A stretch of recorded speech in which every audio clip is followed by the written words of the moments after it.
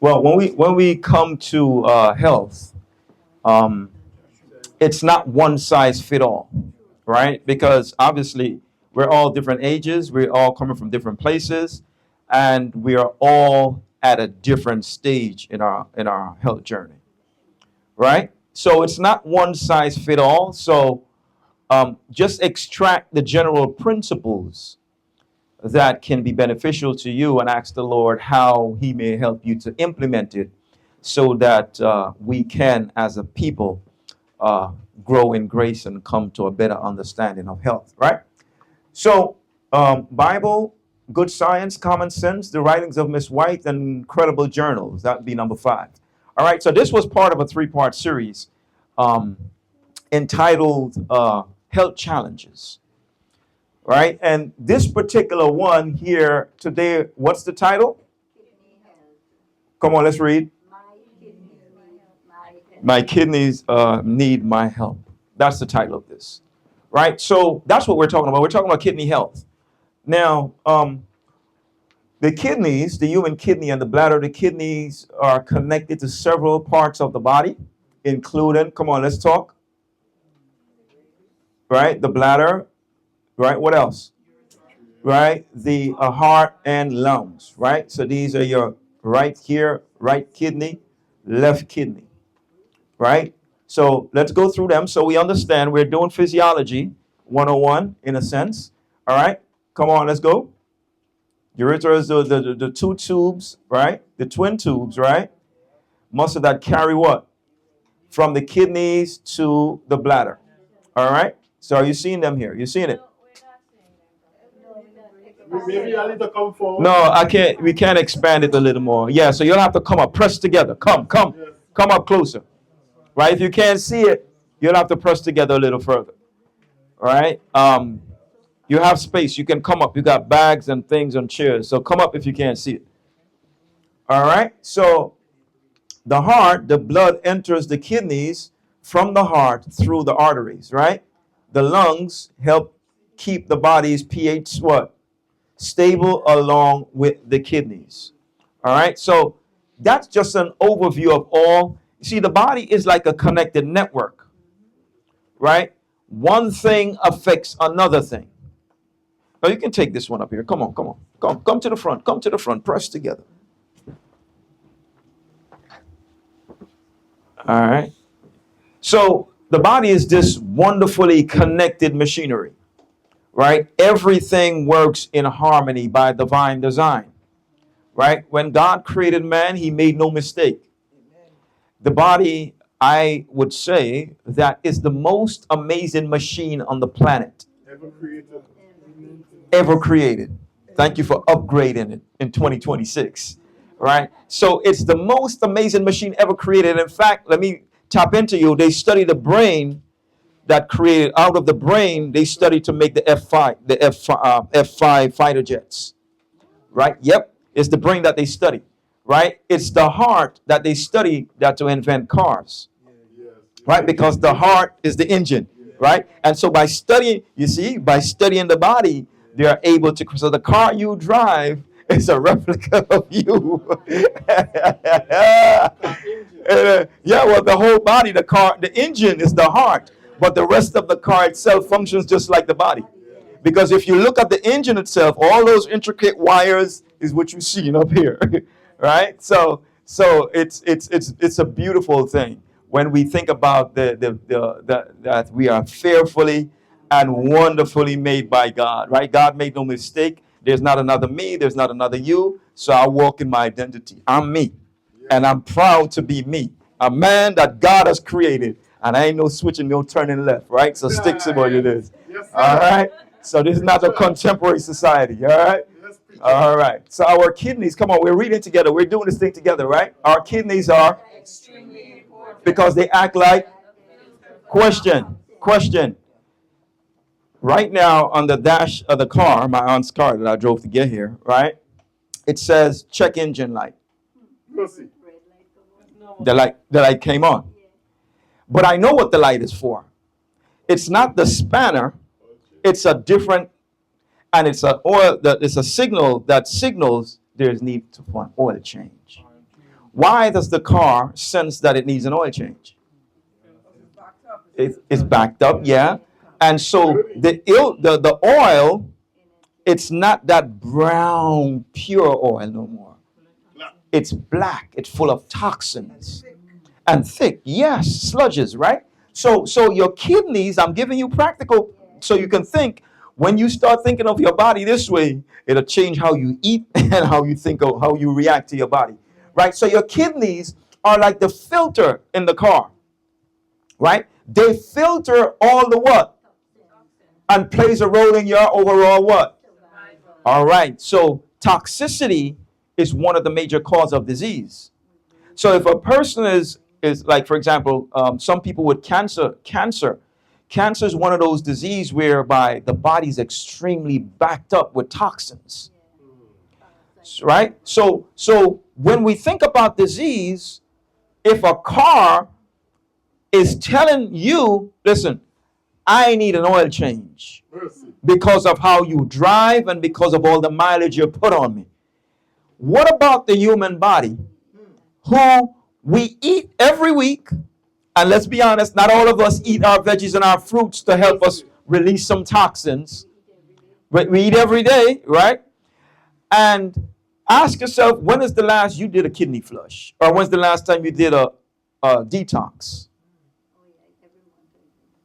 Right? All right, so every month that's a bit, yeah, right? But how much water do you drink? You might not do a full detox like with dandelion and burdock root and all these different things, but do you drink a gallon of water a day? Can I get one who says they drink 1 gallon a day?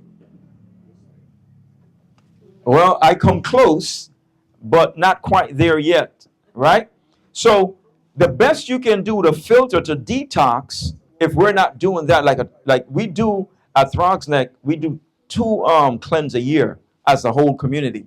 So I open it up to the community, all the churches who want to join us. So summer, from June, I think is June 12th to the 20th, there's a 10-day diet cleanse where we just eat raw and fruits and water and smoothies and so forth, right? Not really cooked food, right? Because twice a year as a community, I do it more often on my own, but as a community, we want to be excreting. We don't want to hold on to what the body's trying to get rid of, right? Because if you hold on to it, that builds up. And like the car, if you keep driving it on a dirty oil, dirty filter, is soon before later, it's going to start having other issues. And the car is iron. Are you iron? Oh, come on now. All right. So we need to start thinking. My point in making this analogy is to stimulate your thoughts as to how you care for your temple, so that the Holy Spirit can have a clean temple to dwell in, and so that if toxins are in the body, it affects the brain. What's the battle for? The battle is for your mind. In the last days, the great controversy is over worship, and we can worship God only with it's the mind. So we need to free up the system so that the blood can circulate. Leviticus 17:11 says the life of the flesh is in the blood. It's in the blood. So if the blood is polluted and full of toxins, right, which the kidneys and the liver help to play a part in, then we can't have good blood. It don't matter if you eat the best vegan food. It don't matter if you're vegetarian, you're vegan. Poor health is the outcome. We need the pure blood, right? But remember, fruits, grains, vegetables, and nuts. Those are the 4 things that make good blood, right? So even though I enjoy the dal puri and the roti, right, I don't eat it every day. I eat it maybe once a week, maybe once a week. And in fact, this is the first time since I got back from Trinidad, just maybe about a month and a half ago, right? So I even tweaked my diet a little more since I came back, because for the month of May, I have not had any. This was my instruction from God: no sweets, no cakes, no nothing, right? For the month of May, right? So So God is doing something in me and tweaking my diet. It means He want to take me to a different level spiritually to increase my spiritual perception even more. Oh, sorry. Can dairy help you get good blood? No. No, no dairy. So listen carefully. No cheese, no cheese. Hold on, I'm going to get to the food in a minute. All right. So here it is. So here it is, young lady. Hope and faith. Faith and hope. All right. So in order for you to get good blood, remember when we were out on the street, we were talking about how sugar and cookies are bad for your blood. All right. So here it is. In order to get good blood, 4 things, and only 4 things only. Fruits, grains, your fruits, your grains, your quinoa, your millet, your brown rice, nuts, right? These are your almonds, the king of all nuts, as given to us in Counsel and Diet. It's far superior in nutrition than any other nut. Your cashews and peanuts, be careful with those, because if you overindulge, and I had a weakness until I was rebuked for raw cashew butter, it can make the body very acidic, and we'll see the detriments of acidity here in a few moments. That's why God tells, man, the counsel is beautiful when we study them out. All right, well, the raw cashew is the same thing as the cashew butter. If you indulge in it, it'll make the body acidic, right? And you'll see it can make it phosphorus. Too much of it. Yeah, because too much of one thing is good for nothing. Yeah, right. So it's suggested that 1 in 3 persons with severe kidney problems who is not on dialysis may not know they have what? Because the symptoms are not always clear, right? So we could be having kidney issues and we don't know, because very seldom do you see the symptoms until they become so severe, and then it becomes a problem. All right, so the kidneys are part of the urinary system which filters the blood. Remember, the life of the flesh is in the blood. If your blood is impure, you can't have perfect health. Perfect health depends on what? Perfect circulation of the blood. So if the blood is sluggish, think about the car. When the car needs an oil change, the oil is thick and it's black and it's very sluggish. All right. So if the blood is impure, then the blood is thick and it's sluggish. It's not moving through the arteries as it was divine design. Yeah, cholesterol is an issue because it blocks the arteries and prevents the blood from circulating freely. I just want to say that when the oil need change on the car, it's not thick, it's thin. Because it starts off very thick when it's fresh. Mm-hmm. As you run the motor, Mm-hmm. the oil gets thinner. You will notice it will run faster after it gets thick than any other time. I just want to show you that. Well, the point that I really want is that it's black. Yes, The that's color fine. has changed completely, Yes, that is fine. right? And so it's the same thing with the body in the blood, right? So they clean out, the kidneys clean out the blood, filtering about half a cup every when. So if the blood is impure, can the kidneys do their function? They can't work properly. So that's why we have to listen. There are 4 principles that I'm working on this presentation that I ask myself always when I go to eat. 4 things. I ask myself, question number 1, can this build good blood? Because the life of the flesh is in the blood. Question number 2, how does this impact my kidney? Right? Question number 3, how does this impact my liver? Because the liver is the most abused organ in all the body. Right? The liver does over 400 functions. No other organ in the body does that many functions. And it's the most abused organ, especially with the thick gravies that we make. It puts the liver in a predicament that is hard to filter. So it works extra hard, right? All right, so the kidneys and the livers is what we need to do. So come on, let's read kidney disease and what? Share many what? Such as? And diabetes is the king of disease, right? Because that one is 1,000,001 ways to get diabetes. And we need to talk about that one, yeah? So this has led to the term what? Cardiovascular kidney metabolic, yeah? So syndrome, which includes these conditions as well as, All right, so that's why it's important after we eat to have digestive walk. This is given to us in the councils. Because if you eat, especially if we eat a high carb diet, right? Problem with our Caribbean people, we like our high carb diet. Like when our plate is often full with dasheen, right? Now we like these things, cassava, sweet potatoes, everything, all the carbs on one plate and one meal, right? We eat like that, and very seldom do we have any peas in there, right? In the Caribbean, they don't have. I just came back from Trinidad. I know what I saw. I know what I know what was there, right? I know what I saw in the UK, right? I just came from the UK. I went to Trinidad. From Trinidad, I'm here. Then I think I'm off to Guyana next, or the Cayman Islands, right? So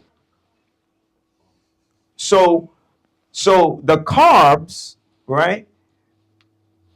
When we don't walk, it causes extra burden on the pancreas. Because remember, when you eat the food, every time we chew, the food it turns into glucose, right? Then glucose turns into right. Glucose is essentially sugar, right? And then that gets into the bloodstream. So when that gets into the bloodstream, then the pancreas now has to release insulin to counter the high sugar in the bloodstream, right? So that it does not overflow. Because if we keep getting high blood sugars, it's going to damage the blood vessel. It's going to damage the heart. It can damage other organs. Blindness can come about, kidney failures, and all of these different things as a result of high blood sugar. So that's why it's important that when we eat, we go for digestive walk so that the sugar that's built up from the food, it goes to the muscles, the biggest muscle in the body, right? So it doesn't cause a spike in the blood sugar and cause the pancreas to overwork, right? This is why parents have to be very careful. If you give your kid candy, right? If you give your kid candy, right? If you give the kids candy from a young age, the kids are conditioned where their pancreas are overworking. That's why now we see 13-year-olds are coming down with diabetes. Sad reality of the condition that we've created in society. Well, type 1 is what you're born with, but not type 2. Type 2 is a lifestyle issue, right? So when we talk about now diabetes, it's because of the abuse of the pancreas. It's because we don't understand how to balance our plate. If we keep eating only carbs and not exercising, not going for digestive walk, the pancreas is firing on all cylinders, just like the cylinders in the car, right? And it keeps shooting out insulin, and it keeps telling the brain, produce more, produce more, produce more, produce more, to counter the high blood sugar in the blood. Yeah? Normally folks that overweight. No, you have skinny people that have a fatty liver. And a fatty liver is one of the things that can cause diabetes type 2. So I see slim people, real slim. You think they're healthy because they're skinny, but they're more unhealthy than the person that's overweight, right? It's the liver, fatty liver, which is a trend. If you Google it, you'll see it's a trend that people are coming down left, right, and center with fatty liver. All right, Elder. No, if a car is firing on all cylinders, that's a good sign. That's a good sign, but the point that I'm making is that you don't want your pancreas to be firing like that car is firing on all cylinders, because that means that the pancreas is overworking. It was only meant to release insulin at a particular moment to counter the high blood sugar. But if you're constantly eating high carbs and no fiber, right? And we're constantly giving the kids candies and our drinks. We're drinking all this sugary drinks, and we're doing all of these things. And the like the sweet cakes and the birthday cakes, that thing is so dangerous. It causes the pancreas to release and release and release. So it keeps firing. You don't want that. It's going to break down after time. All the beta cells in the pancreas you're going to damage them over time. Like you said before, when you want sweets, they have 3 things that is bad when it's mixed up together: sugar, eggs, and milk, and it's gonna damage the brain. And Yes. And also, when it's mixed up, they might manipulate anybody to say it might be good. Correct. Right. So you're absolutely right. So you're a good student. I commend you, because we were talking about when we went on a digestive walk why I don't eat certain things, right? And so the three most dangerous combo, and we like our sponge cake. It's one of the most dangerous thing on the planet, right? Because God told us in the council, the three deadly combination, eggs, milk, and sugar, it clogs the entire system. And that's what we like for the cakes that we eat. And this brothers and sisters, hear me out carefully now. Listen to me carefully. Let me say this. Satan enjoys the Sabbath more than God. Y'all not with me today. You know why? Let me tell you why.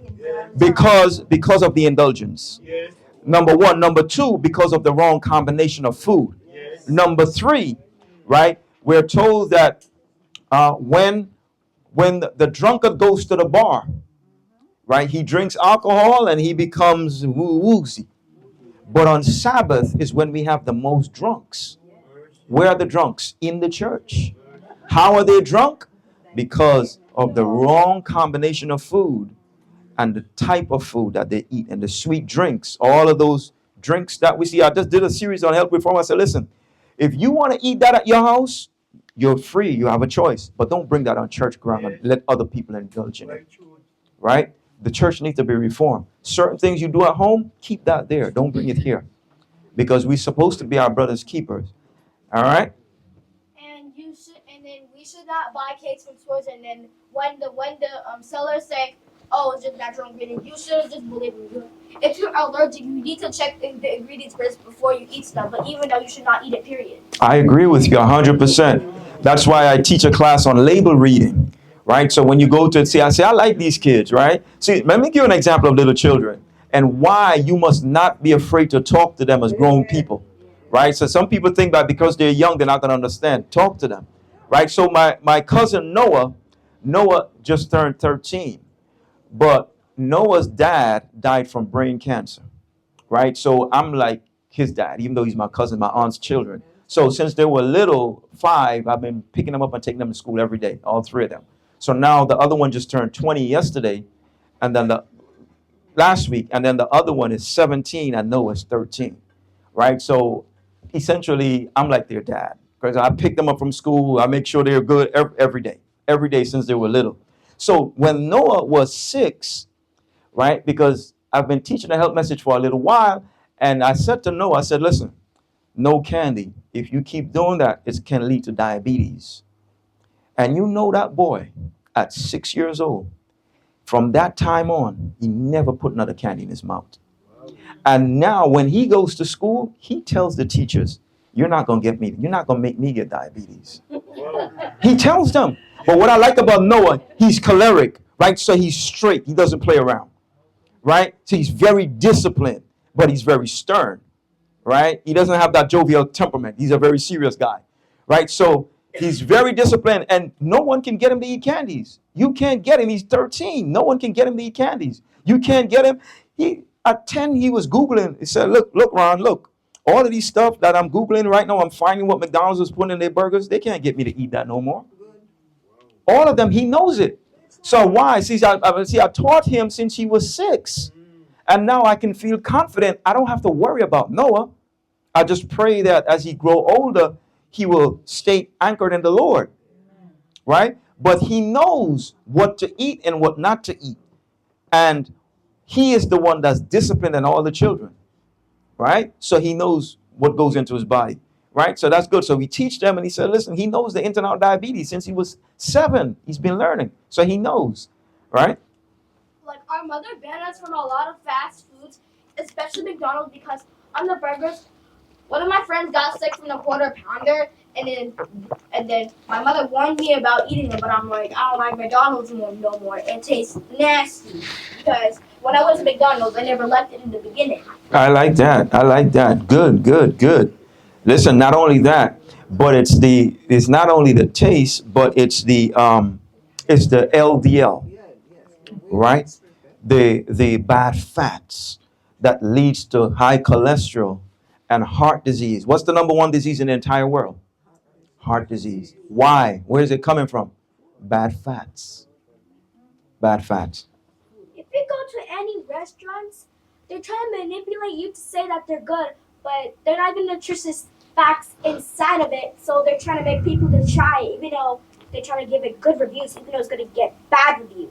Excellent. All right, so I'm gonna keep the question for last. I got to get through this now, but that's very good. So, in other words, what they're doing, they have people, they pay people to write reviews. Yes. That's why you can't always trust the reviews.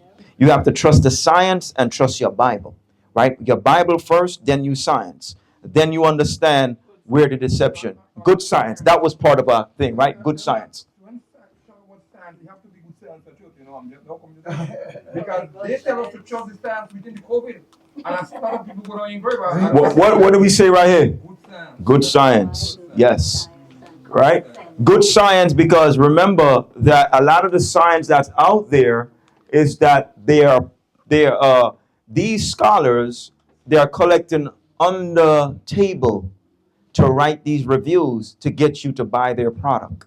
So it's not something that's done for the best interest of humanity, but to enfatten the prophets. All right? So let's read. Kidney function can be what? Simple lab test. If you have high risk or for kidney problems, a regular testing is recommended. All right. You may also kidney test to see if you have symptoms like blood in the urine, painful urination, or frequent urge to urinate. If the kidney function is lost, waste and fluid can build up in the body and can lead to serious health problems. Symptoms of kidney disease can include vomiting, loss of appetite, fatigue and weakness, sleeping problems, urination, more or less, muscle cramps, high blood pressure, and so forth. All right, so I'm just educating you. So you are your best doctor, your best detector.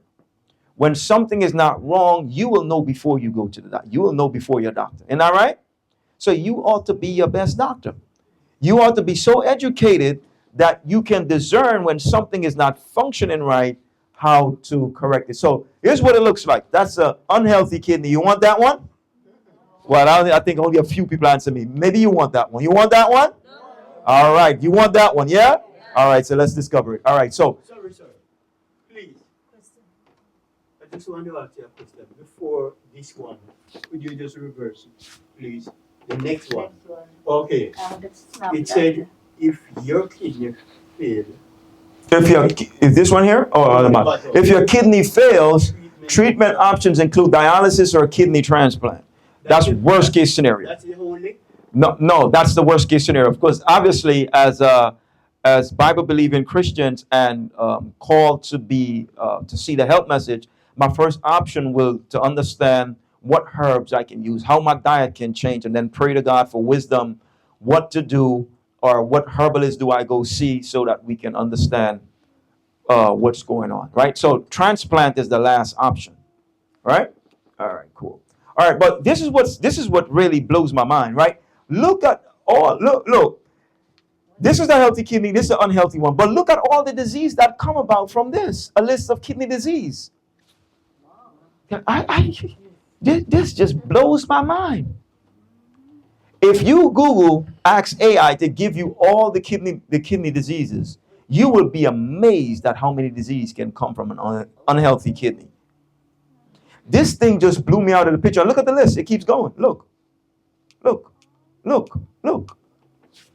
Are you listening to me? Are you seeing what I'm seeing?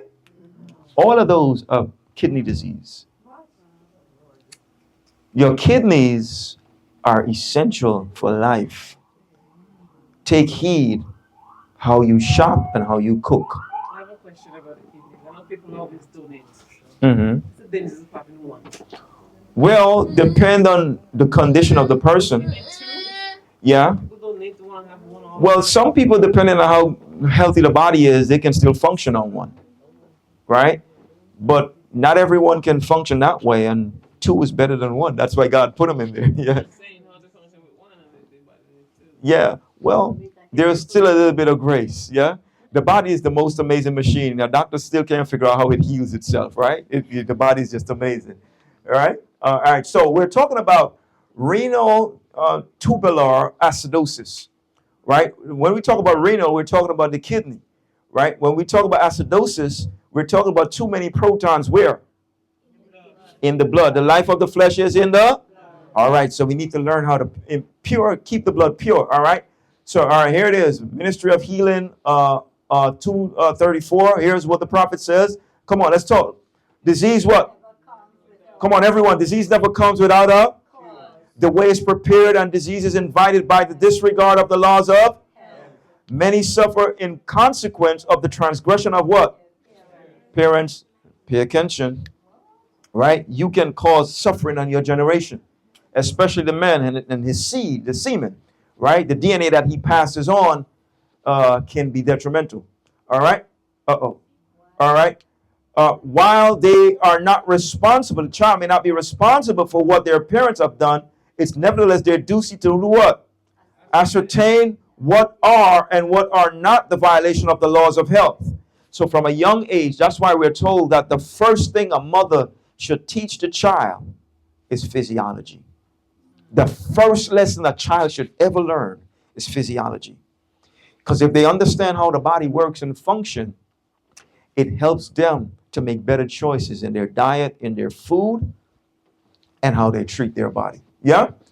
They should avoid what? Wrong habits of their parents, and by correct living, place themselves in better condition.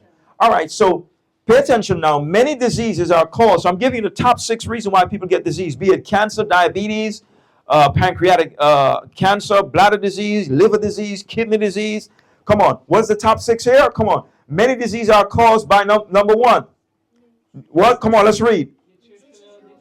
So, according to the science, 80% of all disease in the world come from a lack of nutrition. Next, genetics. That's a slim. Next, ignorance. Right? So, what does the Bible say in Hosea 4:6? For a lack of knowledge, my people perish. So, if Satan can keep us ignorant in regards to the law, in regards to how we take care of our disease, then what? In how we take care of the body, the temple of God, then what do you think the outcome is going to be? Disease is going to come. Many people are diseased because of ignorance. All right. Violation of the laws of. That's the 8 laws of health. One of them is nutrition. The other one is temperance and all these things. We'll see them. All right. Spiritual maladies, because some disease. You remember when Jesus brought when his friends brought the paralytic to be healed, right? What was this? What was the question they asked? Right? Who sinned? Right? Right? Whose sin was it? Right? So some disease, right? Some disease come because of the violation of spiritual laws, dealing with unforgiveness in your heart that's causing you to stress. And according to the Mayo Clinic, stress impacts every area of the body. Right? And then John 9 tells us that some people are diseased for the glory of God. God allows certain people to get sick for his glory, meaning that because God knows that they will trust him for healing, he allows it to come so others can see the power of God. That we see the stories in John 9, right? The blind man. Remember that? Yeah. All right. All right. So nutritional genetics, violation of the laws. Number 1 on the list is what? Acidosis. Now, acidosis, how cystic fibrosis affect the digestive system. Acidosis is the number 1 cause of disease. That's when the body becomes too acidic, right? And a genetic disorder is a healthful condition caused by abnormalities in individual genetic in DNA or genome, right? There are 4 types of genetic disorder. These are what a singular gene is mutated, multiple gene is mutated. Come on, help me out. Chromosomal changes in the entire chromosome, yes, or the mitochondria, that's the cell, right? Dysfunctional, right? So these are some of the things that happen when we deal with genetic disorder. All right, so overview, acidosis, come on, let's read together because this is the number 1 cause of disease. Come on, let's read. Acidosis is where too much acid which can be caused by a number of factors. This include what? Production. The body produces what? Or number 2, excretion. The kidneys are what? No, we want to pay attention to that, right? Because that's what we're talking about. And so it's these 3 conditions that cause the body to become acidic. Either production, the body's producing too much acid. Excretion, the kidneys can't filter the blood, so it's not functioning right, so it can't excrete, remove enough acid from the body, so the body becomes acidic. Or base, there's not enough base to counter the acid in the body. Now, if we eat right, and the body is acidic, the base from the food that we eat will counter the acidity and cause the body to be realigned perfectly. All right, so what causes the body to produce too much acid? All right, this is an important question. So let's read together. The body can what? Come on, everyone. Come on, let's read, come on. The body can produce too much acid due to, including what? Kidney disease, when the kidney is unable to excrete, uncontrollable what? Leading to ketoacidosis, excessive what? All right, let me do this. Let me say this. In terms of alcoholics, right? Do you know that we can become alcoholic without drinking alcohol? Intemperance of any kind, right? If we overeat, right? The body cannot handle too much food. So you have to know your limit, right? So if, for me, it's 75%, right? 75%. I know when I reach that limit, the Holy Spirit nudges my brain and I hear temperance. So I cut it off. There's a kill switch, right? The overeating. And remember the pride of what? The pride of life will lead to a fall, right? But remember the sin of what? Not Babylon. The sin of slipping me.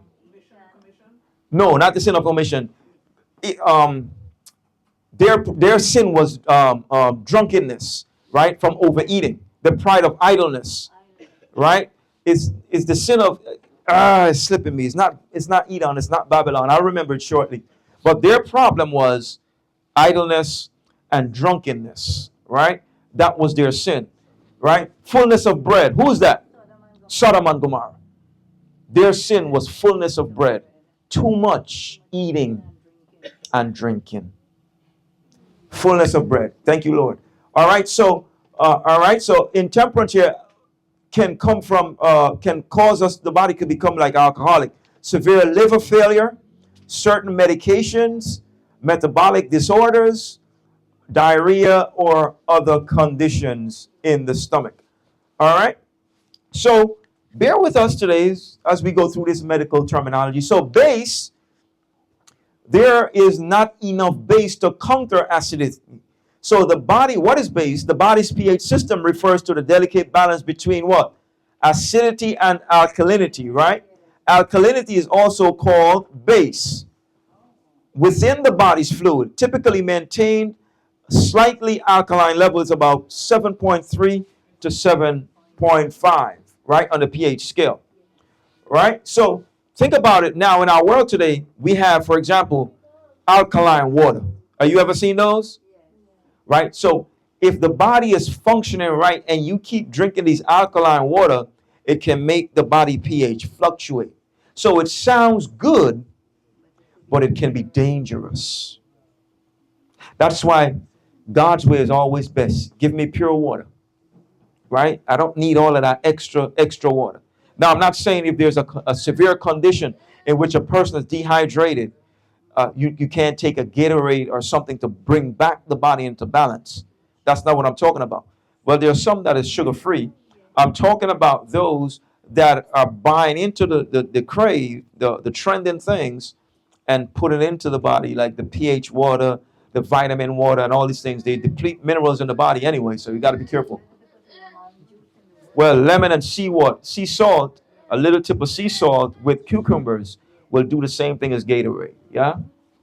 All right? So acidosis can be classified either as respiratory acidosis, now follow me now carefully, or metabolic acidosis. And there are several types of each. Metabolic acidosis, the one we want, this occurs when the body produces what? Too much or too little, often linked to what? Diabetes or severe what? Here's that liver issue again, intoxication, right? Respiratory acidosis, this happens when the lungs cannot adequately remove carbon dioxide, leading to increased acidity where? Often seen in conditions like COPD or severe pneumonia. All right? So renal tubular acidosis, right? So what is renal tubular acidosis? It's a condition where the kidney fails to what? Reabsorb bicarbonate properly, resulting in inadequate ammonia production and acid excretion. So this is the problem that we have that leads to kidney failure. Right? This is the issue, right? When we're talking about bicarbonate, right?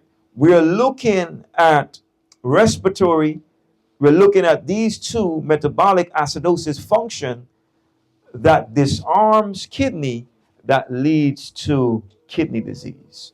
All right, so we need to understand how to avoid them so we don't get it, right? Because prevention is better than, and come on, tell the truth and shame the devil. We are much happier being here together as a body in the church discussing this than a preacher having to visit you at a hospital bed. Isn't that right? Yes. Come on, tell the truth, shame the devil, yeah? All right, so it's better that we are. So let's break down what metabolic acidosis is. Again, this occurs when the body produces too much acid or loses too much base linked to kidney dysfunction. So let's break it down. All right, so here it is. All right, so metabolic acidosis, right? This is when the kidney cannot remove enough acid. What's the cause of that? Right? Diabetes acidosis, also called ketoacidosis. I know the big terminology might be a little confusing, but bear with the preacher to make sense with you. Right? We have to understand it. So if you go to your doctor and they start mentioning these terms, as we're told in the spirit of prophecy, the medical field is geared in today's generation to use these big terminology to disarm people from doing their own research. In other words, when they use this big terminology, right, it confuses the mind. They don't know what they're talking about, and they don't take the time to go Google it or to break it down to know what the doctor's talking about. So what the doctor do, they walk into the doctor's office. Listen, understand what the preacher's saying. I'm not bashing doctors. I'm giving you the facts. Right? They walk into the doctor's office. The doctor asks them, blah, blah, blah, what's my condition? Blah, blah, blah, blah, blah, blah. You talk to you for 5-10 minutes. Have a nice day. No, that's it. Have a nice day. Next, bring in the next one. That's why God has set up the sanitariums so that we can have relationships. That's why we're not to build conglomerates, big structures, because the big structures eliminate the personal contact, the need to feel love. Because listen, when you're sick, you still want to know that someone cares about you. Yes. Yeah, listen, if people in the hospital can feel loved and care, some of those diseases that they're struggling with will be healed.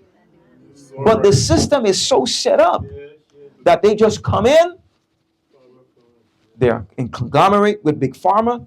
Boom, you get the drugs, you get the prescription. Have a nice day, bring in the next one. Right? That's why God counters that by causing us to build sanitarium so that we can educate people when they're coming about lifestyle disease like we're doing now. Right? This is essentially a sanitarium. Right? So we can educate people so that when they go back to their homes, it impacts how they shop in the supermarket. It impacts the food that they prepare. It impacts what they eat so that their bodies can maintain health. All right? Yes, ultimately that's the goal of the health message, to bring us closer to God. All right? So this here, we need to understand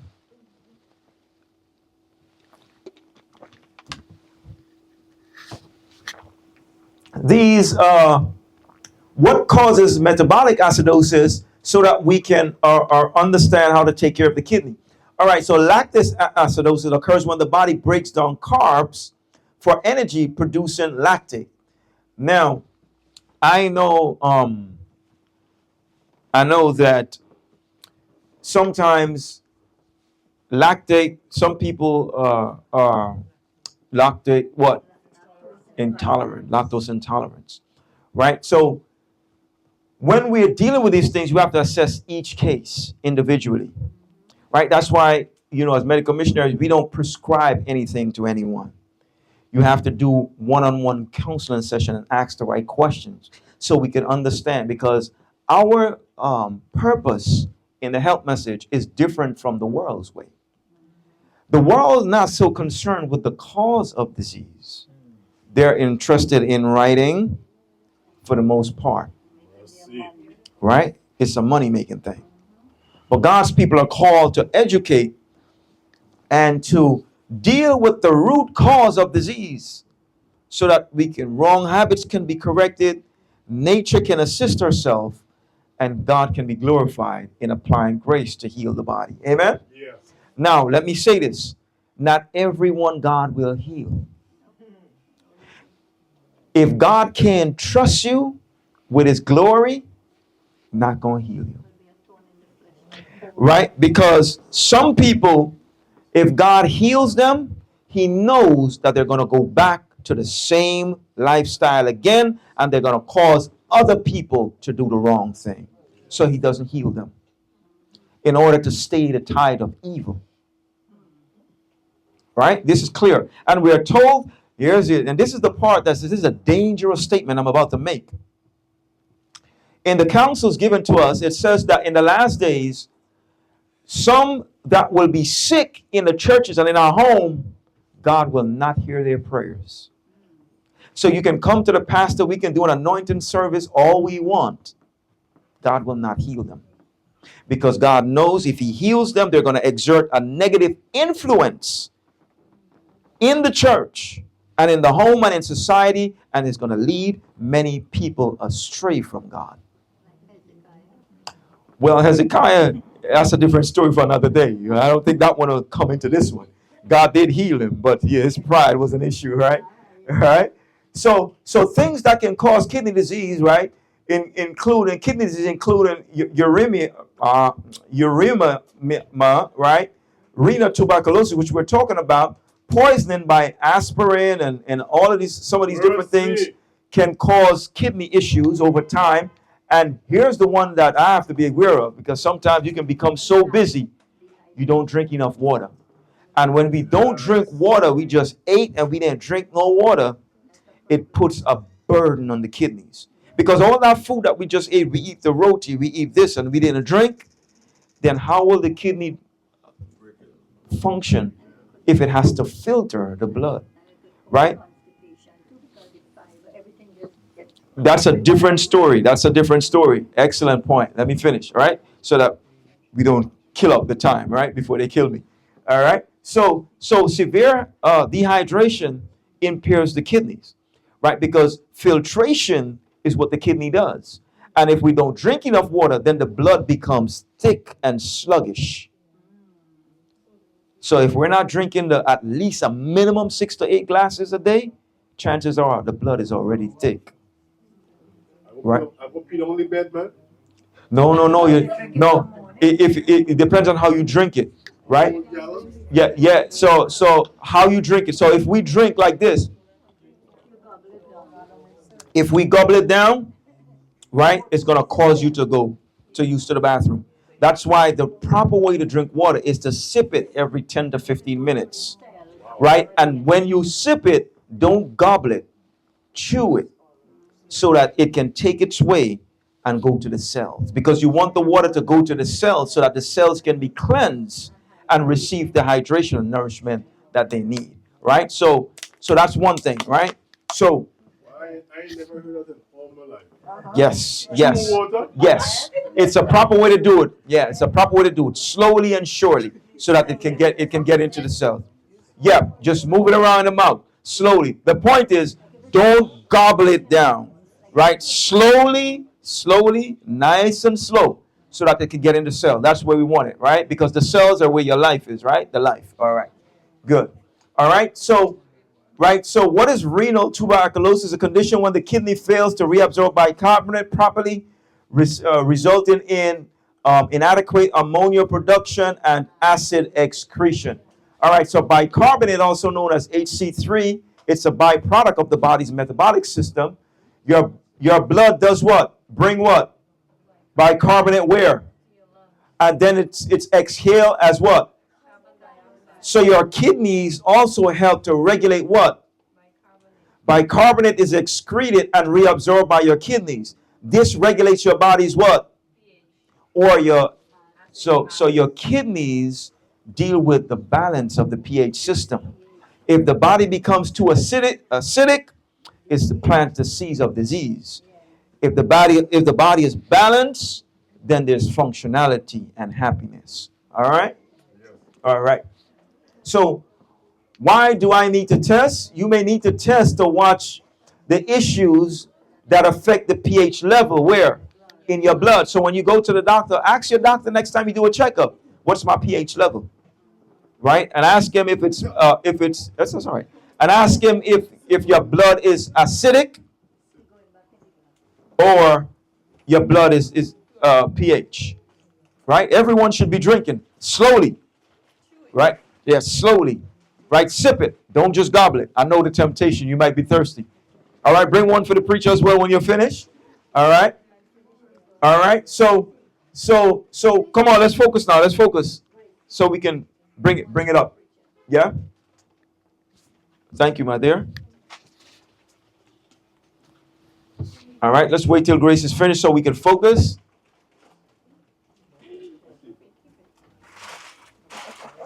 All right, let's focus in now. Let's lock in. All right. So next time you get a checkup, just ask for your doctor to give you a pH test. How's my blood? Is it acidic or is it balanced?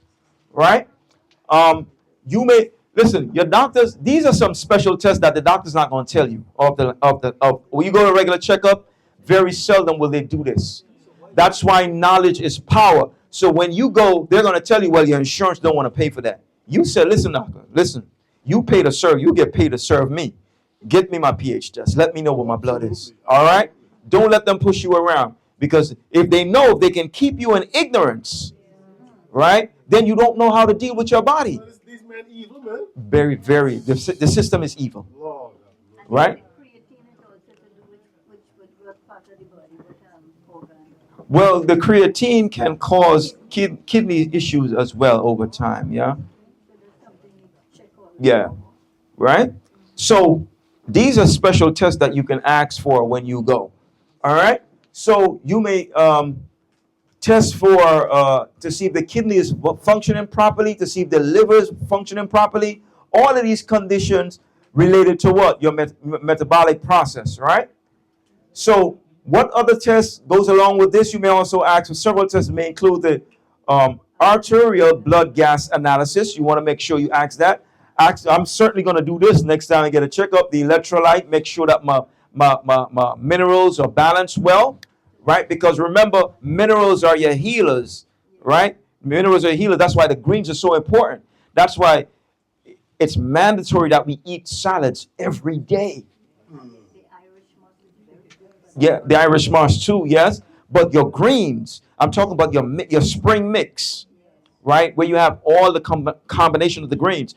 But if you're going to eat the greens, make sure you squeeze a lots of lemon juice on it, right? So that the oxalate doesn't affect your kidney. You get kidney stones, right? So you can eat a good thing, but a good thing can turn to a bad thing if we don't have the proper knowledge, right? So if you're going to eat a salad, make sure you squeeze a lots of lemon juice on it. All right, let me finish. I'll take questions at the end. Let me go through it. All right, let me just go through. All right. So we want to make sure our electrolyte is good. One teacher. Yeah. Let me finish this, guys. Let's zone in now. Let's lock in now. Let me finish. All right. I'm gonna go slow so we can understand. All right. So, what do my test results mean? It can mean that there's a high level of bicarbonate in your blood from metabolic acidosis, alkalosis, right? A condition that causes the pH to increase in the tissue, right? Or metabolic alkalosis, right? Can happen from a loss of acid in your body, such as vomiting or dehydration. Now, if you go to the gym and you're constantly exercising, you're sweating. Or if you go in the park and you exercise, you're sweating. Right? If it's hot and you're sweating and you're not replenishing, dehydration. All right? So we have to be cognizant of that. All right? So you also want to get these tests so that we can know a low level of bicarbonate in your blood may cause a condition called metabolic, and that's the one that we don't want because that's the one that's going to affect the kidneys, right? A low level of bicarbonate in your blood can cause a condition called metabolic acidosis or too much acid in the body.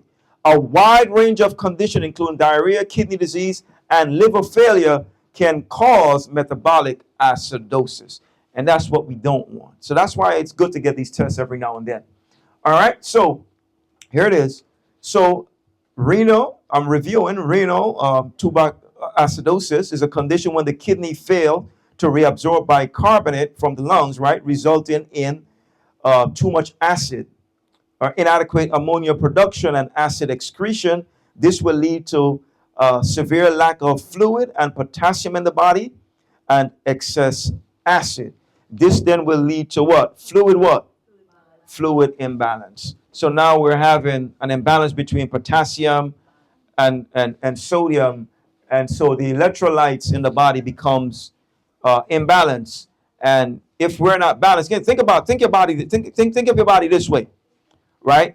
When we fly on a plane, the plane has how many wings? All right. If you clip one of the wings, what's going to happen to that plane? What's going to happen to it? It's going to flip. Why? What do the two wings do? What do two wings do to the plane? It balances out. So is the body. When the body is functioning optimally, everything is balanced. So if there's a problem in the body, something is out of balance. And we need to ascertain what that is. Are you clear? You with me? All right, good. So you've probably heard of the body's made up of 60% water, which to be exact. In addition, a big portion of this water is found in your. That's why you don't want to gobble it down, because we need water where? In the cells. That's where the water needs, right?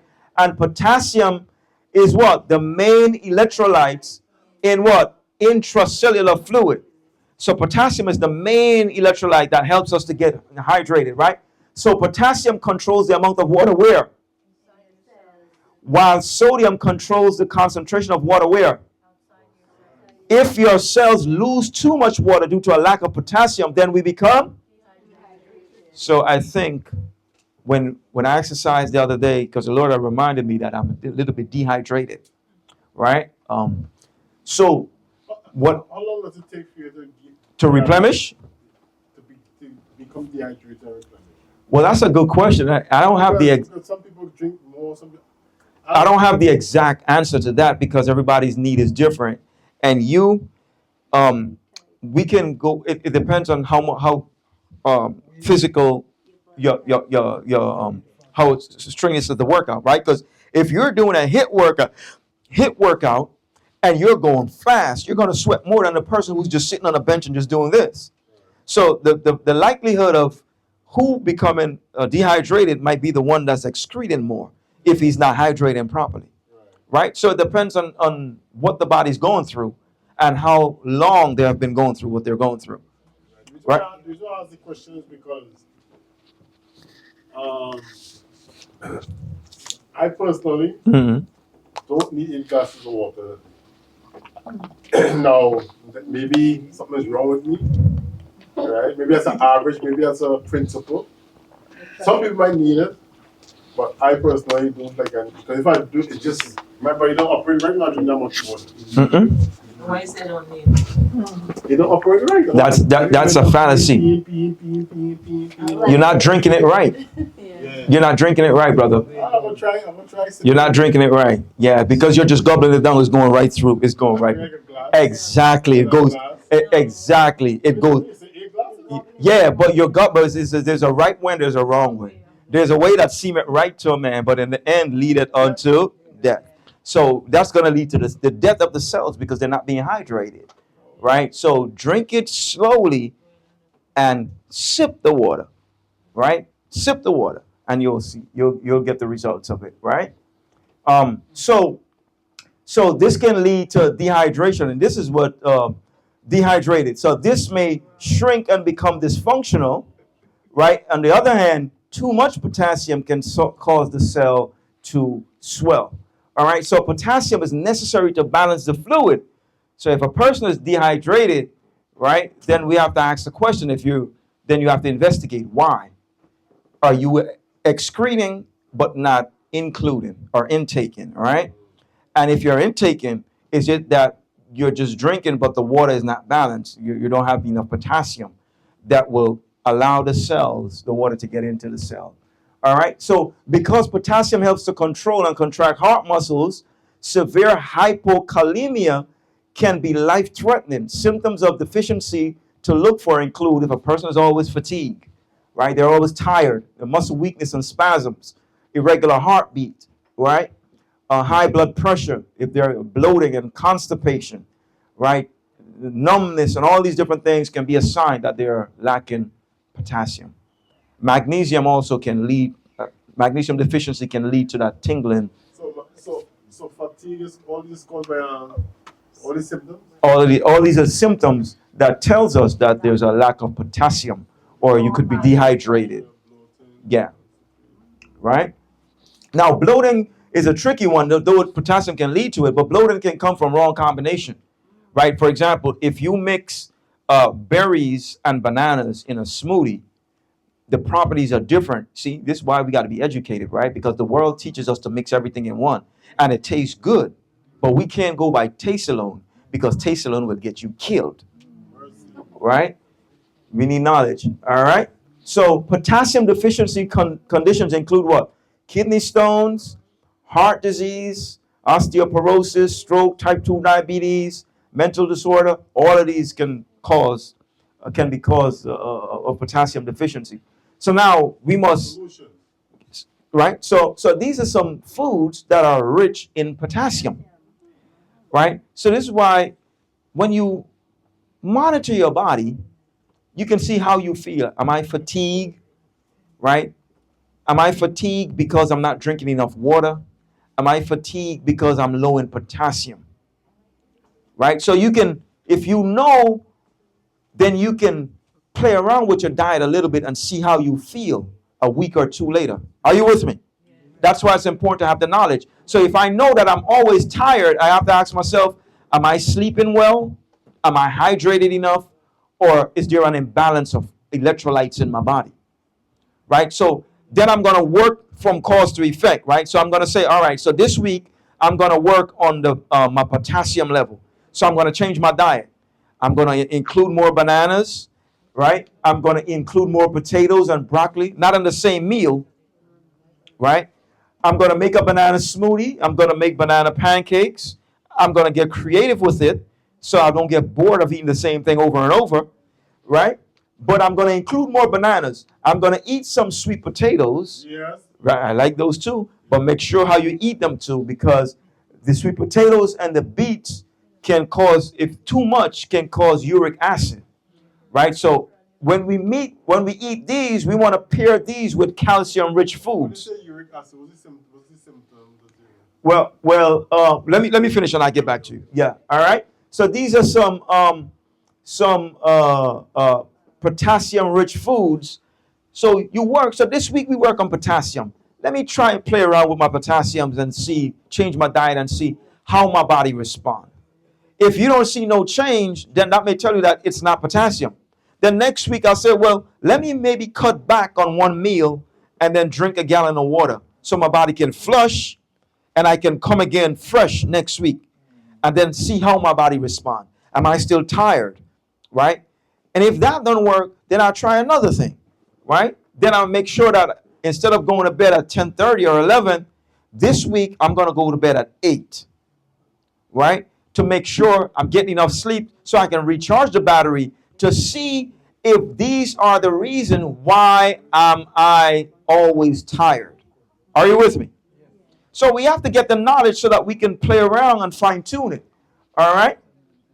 So key roles of potassium: fluid balance, nerve function, blood pressure, right? A lack of fluid and potassium in the body leads to excess. All right? Too much acid in the body can cause a number of health problems, including what? Metabolic acidosis, stomach ulcer. Metabolic acidosis, bone and muscle loss.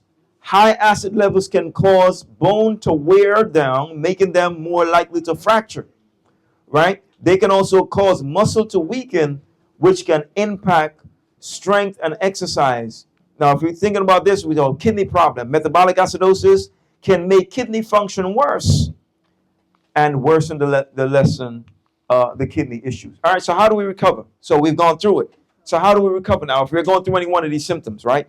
How do we do road to recover? So 3 conditions. We want to cleanse the kidney. We want to increase urine flow so that we can get the acid out, right? Because metabolic acidosis is when the kidney is unable to excrete the acid, right? From this, unable to filter the blood correctly. Remember that? That's what causes kidney stones as well. Yes. All right. And then we want to restore the proper function. So our road to recovery quickly. All right. So first thing, we're going to work with the diet. Of course, we're going to pray first. Right? Right? So we want these three conditions. If we're going to optimize the function of the kidney, right? If we're going to optimize the function of the kidney, we want to make sure that we're cleansing, right? There's a three-step process. Cleanse, number two, right? Then we're going to increase, right?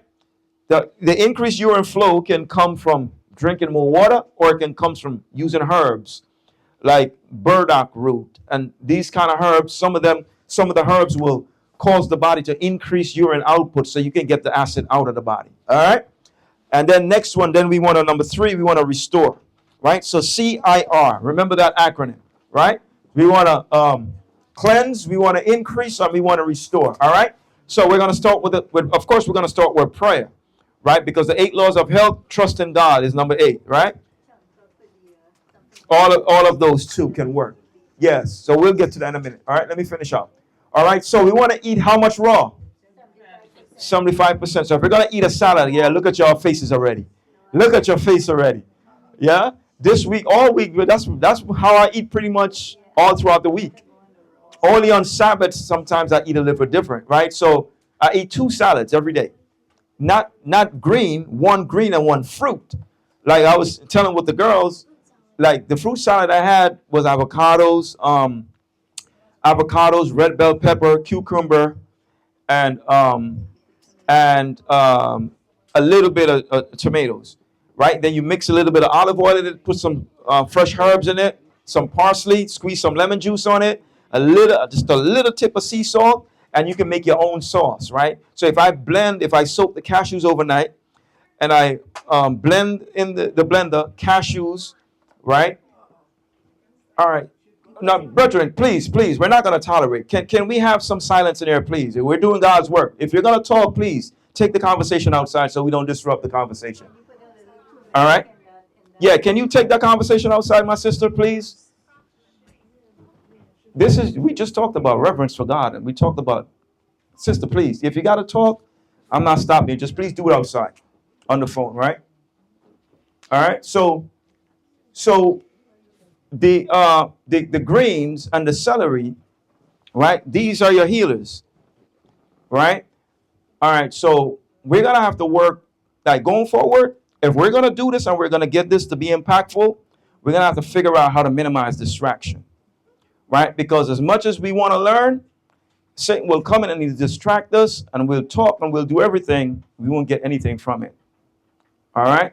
So we're going to have to figure out how we're going to minimize. Unless we're going to the restroom, we'll have to figure out how to minimize, and so we can zone in, right? So we want to make sure that we're eating mainly raw diets, right? Now, know your stomach, the condition of your stomach, right? Because not everyone can tolerate a raw diet. So know the condition of your stomach. Like for me, I eat raw mainly throughout the week, right? So the salad, so I'll make a big bowl of salad and I'll dump some chickpeas and some pumpkin seeds in it to get the protein with the greens. With the lemon, you'll put a little piece of parsley, some herbs in it, a little bit of sea salt, and then you can make a nice sauce with a dressing with some lemon juice, some sea salt, and a little bit of herbs. Just blend it up, and then you put that on the salad. It is so delicious. You'll never want anything else. So when God opens your mind and your taste bud to eating that way, it's like I'm in prison if I don't eat that way. If I go anywhere else, I start looking around. The first thing when I get to any country, I'm looking for the greens, right? I'm looking for the greens and the fruits, right, before anything else. And then I'll just do that, a big salad with a homemade bread. Or if you're going to, what I do to make the salad heavy, I put 2 cans of chickpeas in it. I put a half a cup of quinoa in it. So I have and put some avocados in it, and it's a complete meal. I'm so full, I'm nourished, right? But I'm struggling because I wanna eat that after the gym to help me to buff up a little bit. But it can be a challenge even for me because my metabolism it's very high. I burn them out real quick. Yeah, He said sometimes. 6 to 8 ounces of distilled water. Yeah. It said after the distilled water can be in here. Well, the rainwater is the closest thing to distilled water. So that's the principle that we get it. The rainwater. No, I'm just giving the example, right? So the distilled water, right, is the closest water to rainwater. Spring water you can use too, but I like because the spring water, most of them, see, I don't. Now, if I'm going directly to the spring. Yeah, like in the garden. Well, if you have a well, then sure, right? If you have a well, then sure. But these, I don't really drink these. Only when I'm at church, I really do because I don't like things in plastic, right? But this is an exception where sin abound, grace did much more abound, right? So once we apply the principles of God in circumstantial situations like these, where we are church, right? Grace covers this, all right? But at home, when you know the right principle, put them into practice at your house. Because that's where you spend most of your time. At home and at work. If you have an office, then bring in your distilled water. Have a distilled.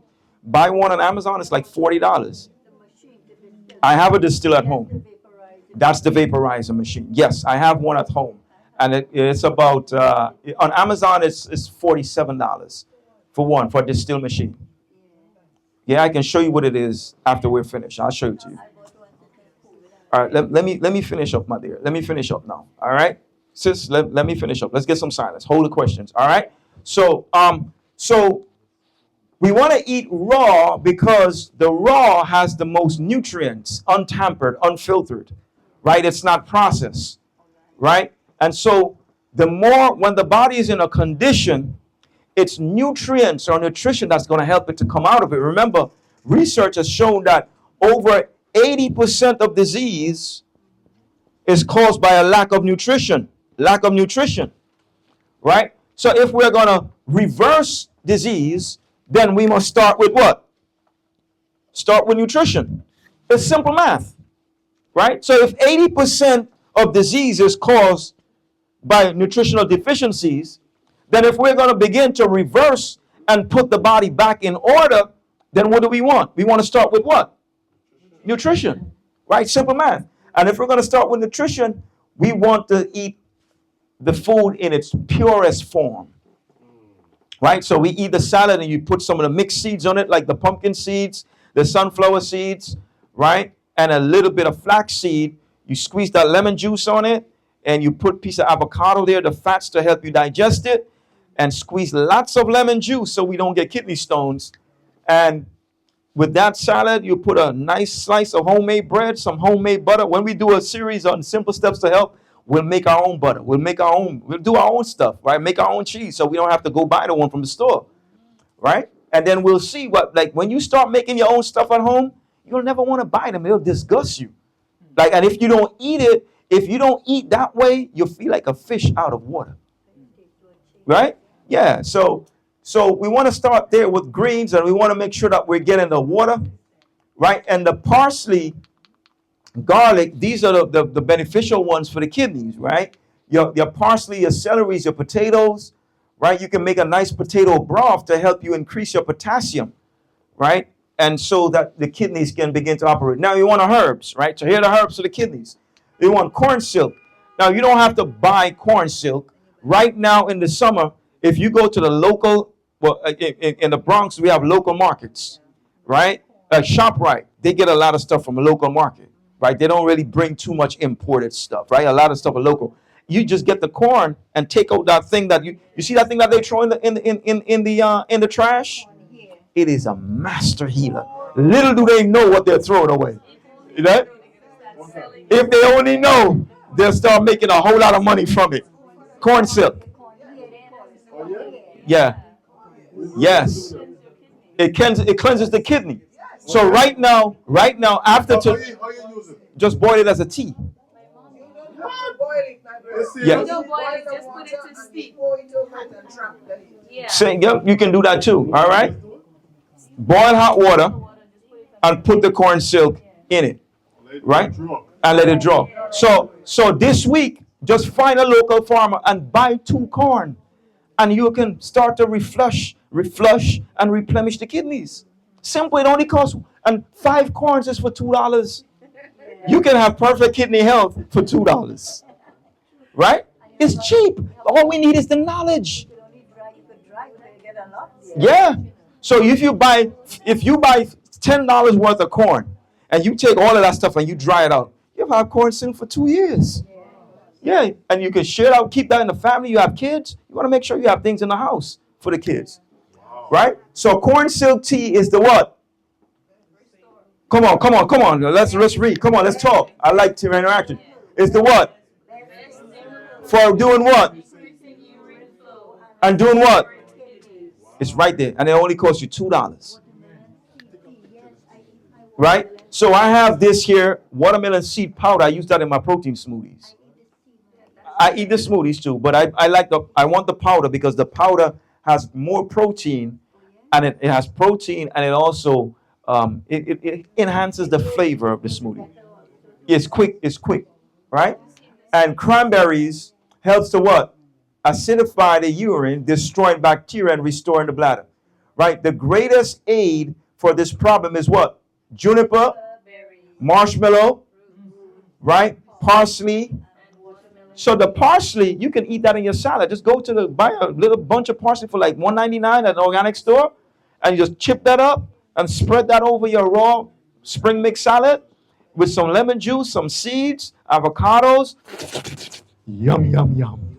And put some chickpeas in it and some quinoa if you want to spice it up. Yeah, we talked about that already. That one already.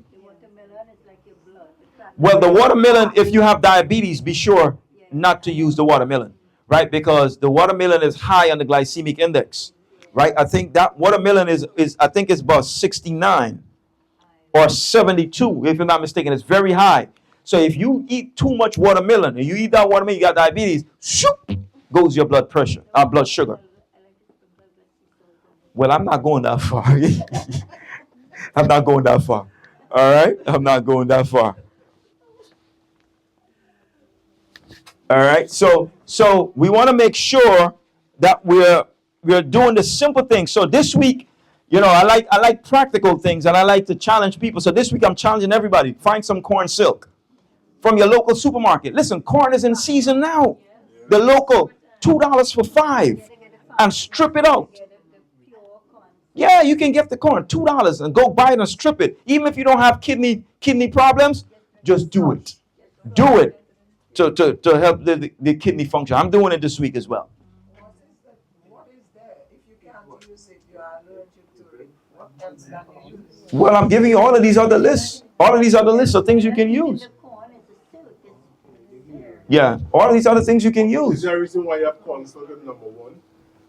Well, corn silk is the singular best single herb to use to cleanse the kidneys. Probably cheapest of all. Is the cheapest of all, yes. Right? Now, marshmallow roots, if you have, this can lower your blood pressure significantly, so you got to be careful with that. Right? So if you might not be, you might be struggling with blood pressure issues, be careful. How many days do you use the corn silk for? I would say probably a week or so. Yeah. I do it for a week, twice a day. In the morning on an empty stomach. I want to do it first because I want to make sure I get that in there before I put all that extra stuff in the body, right? Which will make it more complicated to work, right? So I want it in this pure state. All right. So, all right. Let's focus. Let's keep the conversation till we're done. All right, sis, if you could just hold on the comments for a minute. All right. All right. So, all right. So herbs, and then if we're gonna use what's good, we must avoid what's bad. All right, so you gotta win the battle over meat, brothers and sisters. There's no way around this. There is no way around this in the last days. We are told in the councils that cancer, tumors, tuberculosis, All of this are the result of feasting on dead flesh. Brothers and sisters, listen to me. In the judgment, everyone that has received the light and do not abide in the light will have to give an account to God for what they do to the body. So if you rebel against, you hear the truth, and God says in the last days, walk away from meat, and you persist in eating meat, and disease come on your body, number one, God's not going to answer your prayer. Number two, you have to give an account for the life you live and the temple you destroyed when you stand before God in the judgment. Well, meat and its subsidiaries, right? So eating meat and excess protein, especially animal protein, is part of the problem that affects the kidneys, right? And meat also has not only affect the kidneys, but here it is. Come, let's read together. Come. Meat also has a what? Of what? Plus what? Purines and what? Uric acid, right? It makes the body acidic. All right. So meat by nature makes the body acidic, right? And acidosis, metabolic acidosis, is that number one issue that causes disease. All right. But also avoid dairy products, right? The milk, the milk especially, right? Dairy, milks, especially dairy, milk and cheese. We are told in the councils that cheese should not be put in the body, right? This is in councils on diet. Cheese should not be eaten by humans. This we are told by God. Because cheese has a way of clouding the brain. Just like milk, sugar, and eggs, it clogs the entire human body. And that's the cake that we like the most. The sponge cake and all the cakes that has the milk, sugar, and eggs. I'm not taking any questions now. Right? So, well, yogurt, you can have the plant-based yogurt. Right? You can have coconut yogurt, you can have, soy yogurt, right? And so forth, right? And it says, do not eat much phosphorus. For this reason, avoid beet greens, spinach, rhubarb, and Swiss chard. They are high in what? Oxalate acid. Yeah, it's on the next, it's going to be on the next. Oh, do not eat chocolate, right? Cacao, which is a big thing for and also fish, right? Because fish can also become a little bit toxicity and so forth. All right. Lead, other including pain relieving drugs like the Advil, and so forth, they can affect your kidneys if we use them. There's another study that I do when I do detox that break down the Advil and these other things and how they impact the body if we use them continuously. Right? So Advil, if there's a crisis and we need to take it for a moment, fine. But if every time you have a headache, you're running to an Advil, something is wrong. Because you're not abiding in the light. Because we're told when we have these issues, we must ascertain the cause. Why are you having the headache? Is it that you're not drinking enough water? Is it that,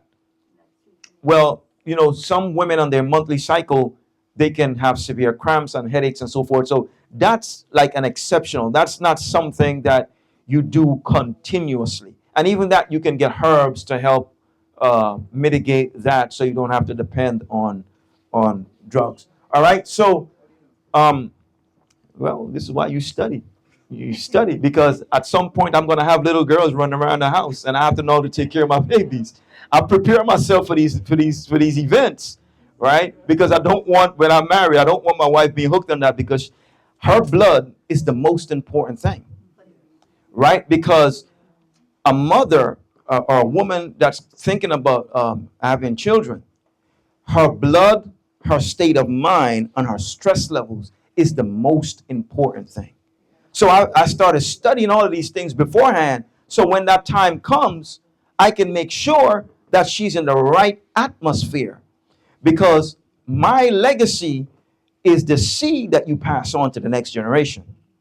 And that's why it's so important that men practice the health message, because we're told that in the councils that it's the seed, the DNA of the man. If he is a man that is intemperate, if he's a man that doesn't practice the health message, he corrupts his DNA. And that corruption is what he passes on to the next generation. And that's why today we have so much corruption in the health of people, of children. We have so, and the cycle keeps repeating over and over again. That's why God has called the men, right? Men to understand the role that they play. That's why when God came in Eden, after sin came in, who did he go to? He went to the man, right? Because there's headship. And so the man must understand his role, right? He must understand that he passes on a seed. And if his seed is corrupt because of intemperance and he fails to practice the health message, then he passes on a weak legacy. That's in the councils. That's why men, it's important that men understand the health message. Very, very important. And if you're an older man, it's important that you understand, because you can educate your grandchildren. Because somewhere along the line, we've got to break the generational cycle, right? We can't continue to perpetuate brokenness, right? It's by educating and depending on God's grace and saying, God, the buck stops here today. No more brokenness in my lineage. No more brokenness in my generation. My parents, my grandparents, if they drink, I'm going to take a stand against drinking, because I don't want my seed to be corrupted, my generation to be corrupted. I want to leave a lasting legacy so that when my children and their children, if time shall last, they would have passed on perfect health. Amen? Because perfect health and perfect circulation will cause them to hear the voice of God clearer, and they will stay in the will of God by God's grace. Amen?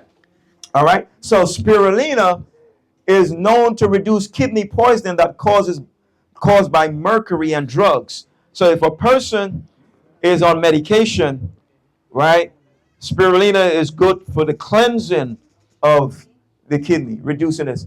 All right, so the main approach to treating metabolic acidosis is through what? All right, come on, work with the preacher. Work with your diet, right? So increasing the amounts of vegetables and you eat each day helps to what? The amount of. This is because fruits and vegetables produce what? Alkali, known as what? Which is what? The opposite of acid. So if a person is struggling with acidosis, acidity in the body, if they increase fruits and vegetables and their water intake, it's going to counter what's happening to help them to lower the acidity in the body, right? So it starts with the diet, all right? So other foods like what? Meat and what? Yolk, hard processed what? And certain grains can do what? In the blood. That's why we need to sometimes look at the kidney dietitian, what they're recommended for those to protect your kidney. So here's my secret. I don't want to get kidney disease or diabetes, so I eat like I have it. If I eat like I have it, I won't have it, because the diet that they're recommending is to combat those who have it. You see what I mean? So there's a method to the madness. Prevention. Yeah, there's a method. Prevention is better than? Yes. All right. So phosphorus is a mineral in the body. I'm going to go through this quickly. All right. Along with calcium, it needs to build strong, healthy bones. And why is it important? Normal working kidneys can help remove what? In where?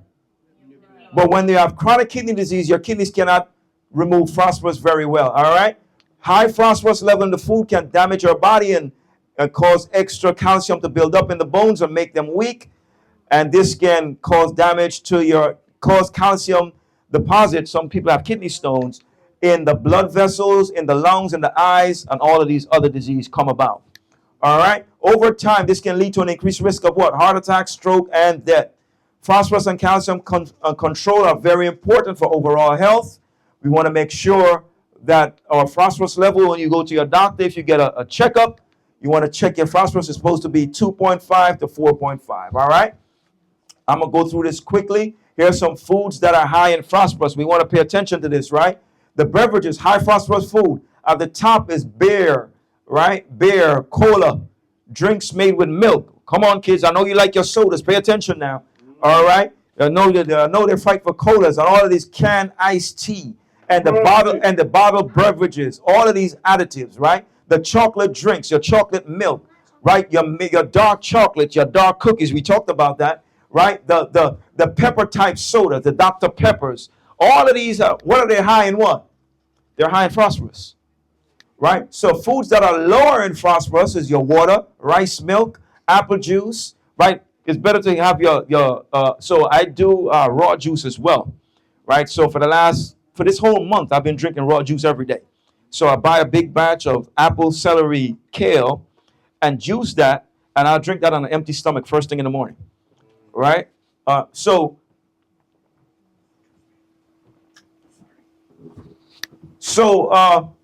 these apple juice, the grape juice, the lemon juice, the ginger, all of these are lower in phosphorus, right? Dairy products, the cheese, the custard, the milk, the creams, the ice cream. Listen, ice cream is one of the most dangerous things. When we have a cooking class, we'll make some ice cream from two things, right? I can't tell you yet. You got to be there, right? Ice cream, one of the most dangerous things for our brain. First of all, the body can't process cold, right? The body has a temperature just like your house. This house has a temperature gauge, right? It has a thermostat gauge in it, doesn't it? Right? If it's cold outside, then the boiler comes on when the temperature drops below a certain level. Isn't that right? Right? Even your car has a heating gauge in it. They made the car from the body. So if you put cold drinks, if you put cold ice cream in the body, the stomach cannot process it, cannot digest. So what it has to do is take all of the energy from the brain to now heat up the body so that the body can digest the food. So you do a big disservice to your body when you put anything cold in it. Right? That's why the council said don't drink any cold water, any cold things, because the body cannot digest it.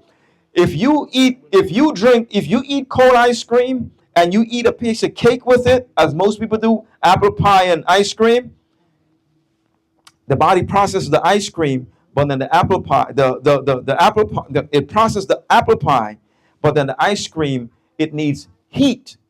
The body has to turn up the temperature gauge so that they can bring the heat to normal body temperature so that they can digest it.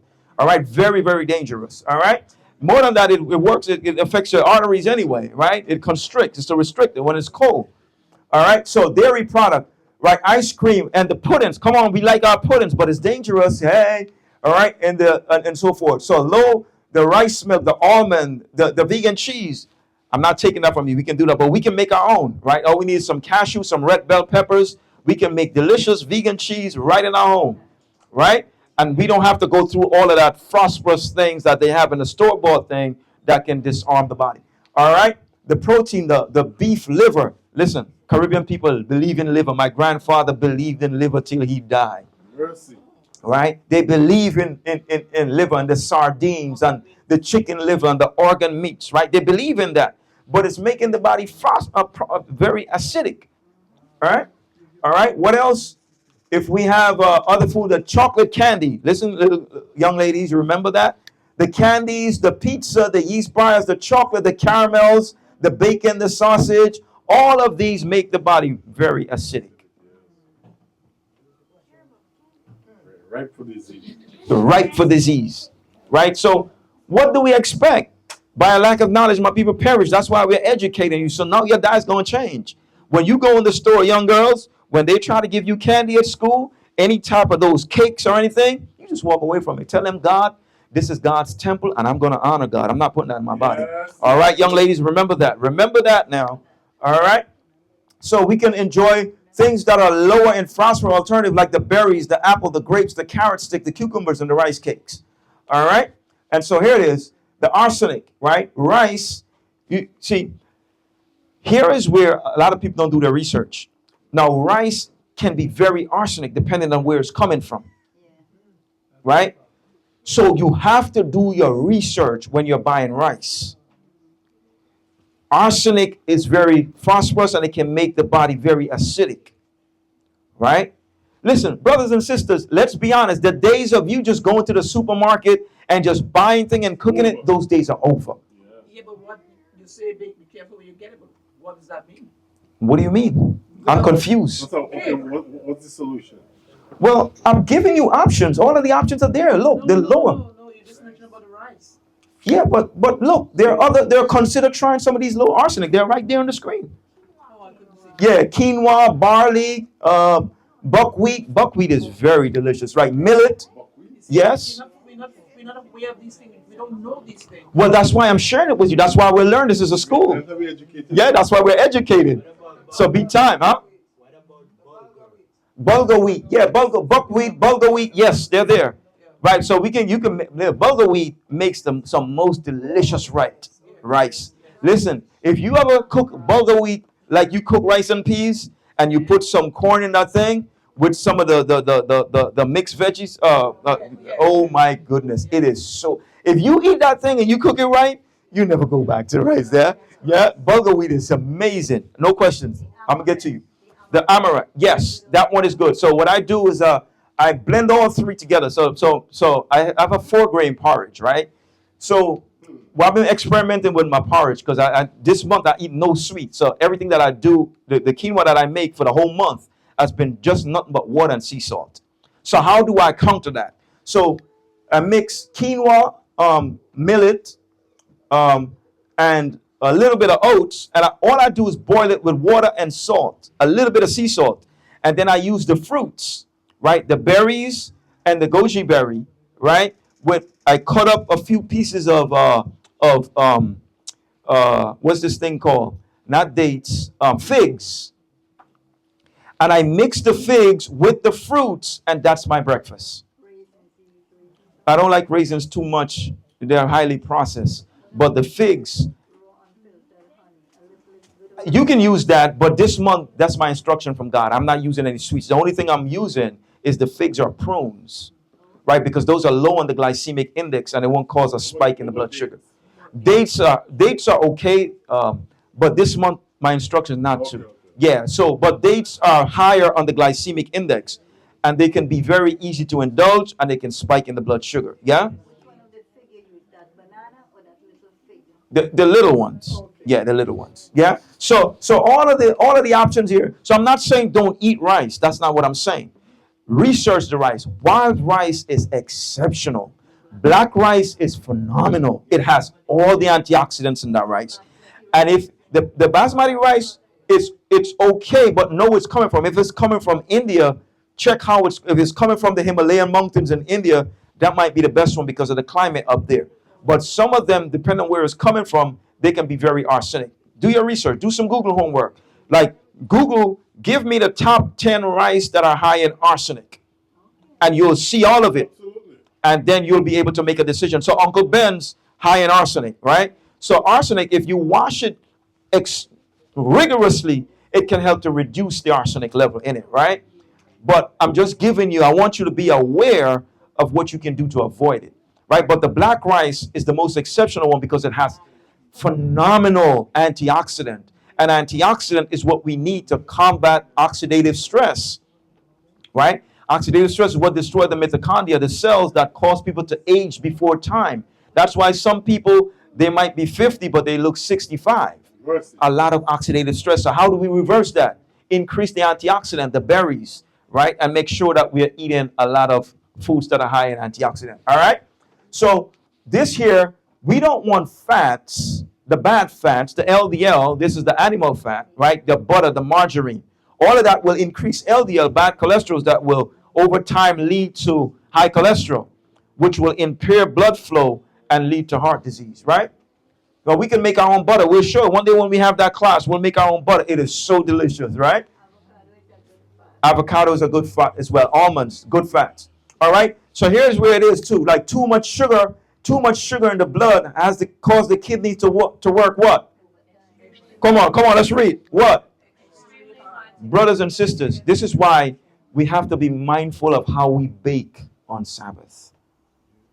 We have to be very, very mindful how we bake the cakes.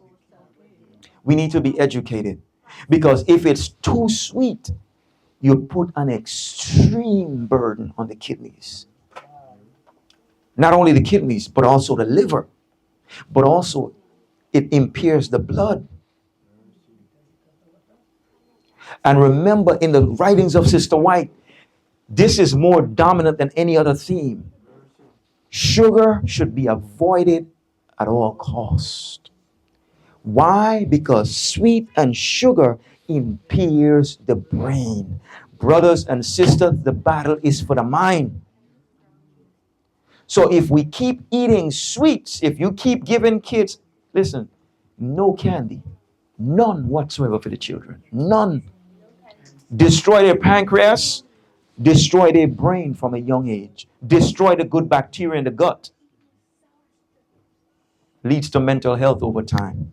All right? So too much sugar, all of these sodas that you see, the diet this, the diet that, the Sprite, all of them causes the kidneys to overwork because it's high in sugar contents.